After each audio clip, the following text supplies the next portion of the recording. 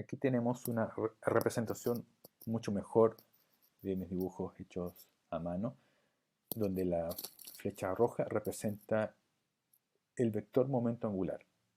Y recordemos, ¿de dónde nace este vector momento angular? Pensemos en una partícula subatómica, por ejemplo, en un electrón, que describe una trayectoria de color verde, como esta que estamos observando aquí.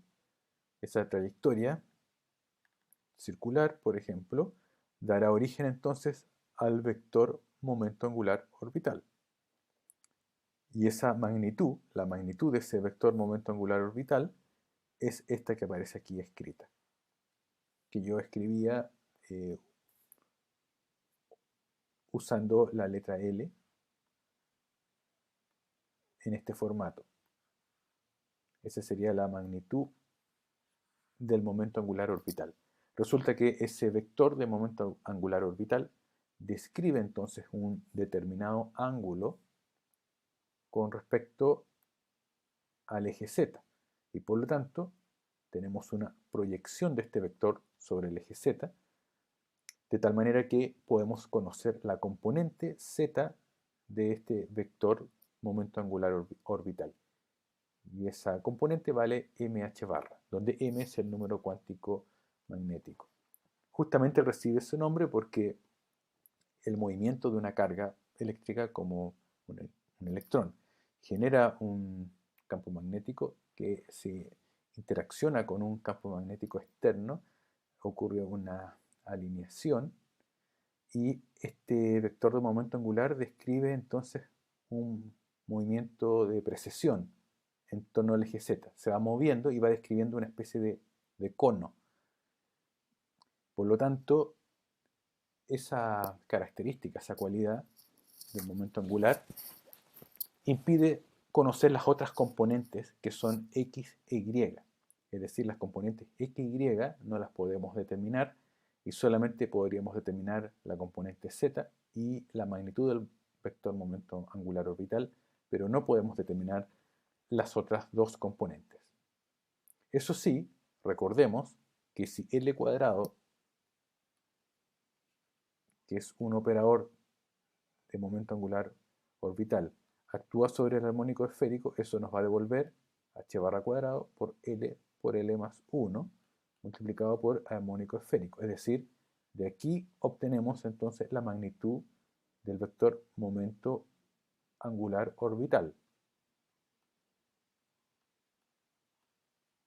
Lo voy a dibujar un poco mejor que eso. Esa magnitud entonces es h barra por raíz cuadrada de L por L más 1.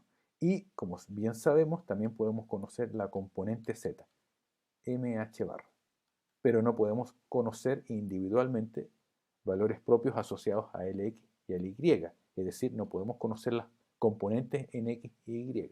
Sin embargo, lo que sí conocemos bien es que L cuadrado, el cuadrado del operador momento angular orbital, es igual a la suma de las componentes cartesianas, cada una al cuadrado. Por lo tanto, a partir de allí, nosotros podemos despejar L cuadrado menos Lz cuadrado, y por lo tanto, lo que queda es una suma de los cuadrados de las componentes en x y en y.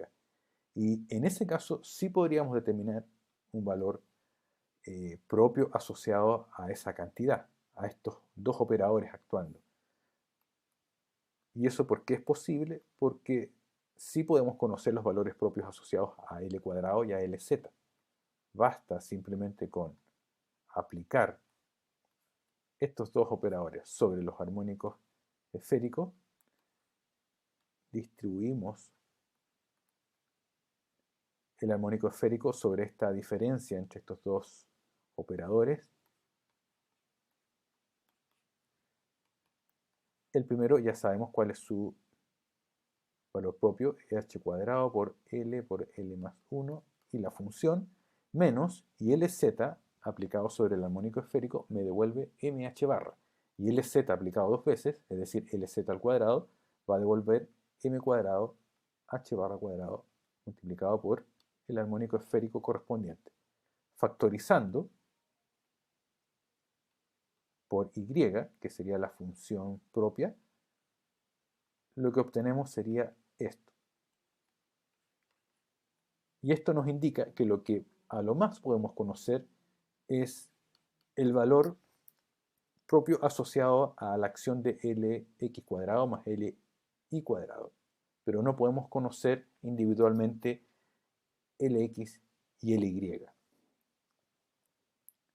Por esa razón, el vector momento angular y su componente z pueden ser dibujadas y las componentes Lx y Ly no, y por lo tanto a lo más lo que se puede hacer es una representación gráfica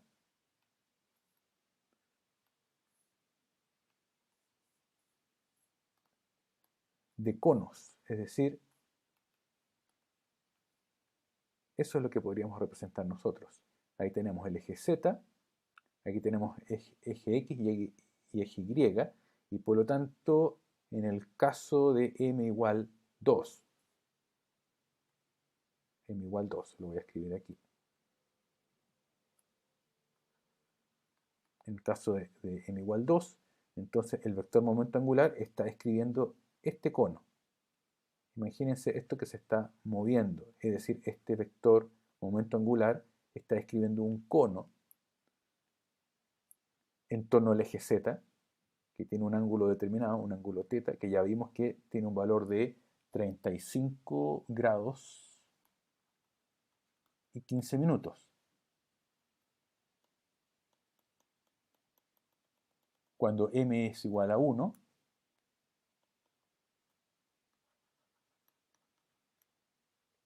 el ángulo θ es mucho más abierto, es mayor.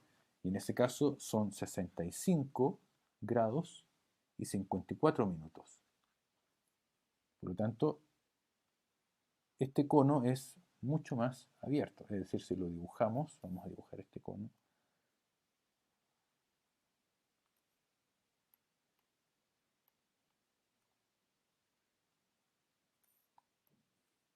El cono que se describe entonces es más amplio y nuevamente no podemos conocer el X y el Y por separado. Entonces, el desconocimiento de esas componentes lo representamos a través de estos conos. Estos conos que nacen del movimiento del vector momento angular en torno al eje z representan la indeterminación de Lx y Ly. A lo más podemos determinar la componente z y la magnitud del momento angular orbital, pero no podemos representar o dibujar el X y el Y